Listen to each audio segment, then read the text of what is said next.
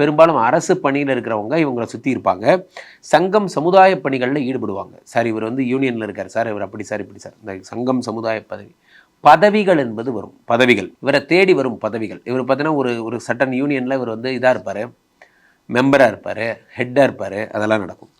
அப்போது இவருக்கு வாழ்நாள் லட்சியமாகவே இவருக்கு என்ன இருக்கும்னா லாட்ஜி கட்டுறது, ஹோட்டல் கட்டுறது, திருமண மண்டபம் கட்டுறது, இதெல்லாம் இவருடைய வாழ்நாள் லட்சியமாக இருக்கும். வாழ்நாள் லட்சியம். அதே மாதிரி ராசியில் நின்ற திசைகளின் வீடுகளில் வீடு கட்டுவார்கள். ராசிகளில் நின்ற திசைகளில் கிரகங்களினுடைய திசையில் வீடு கட்டுவார்கள்.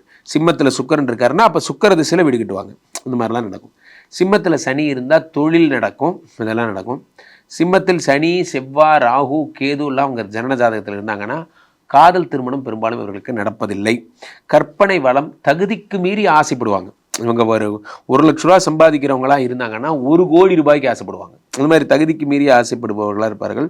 ஷேர் மார்க்கெட் வந்து இவர்களுக்கு கை கொடுக்காது.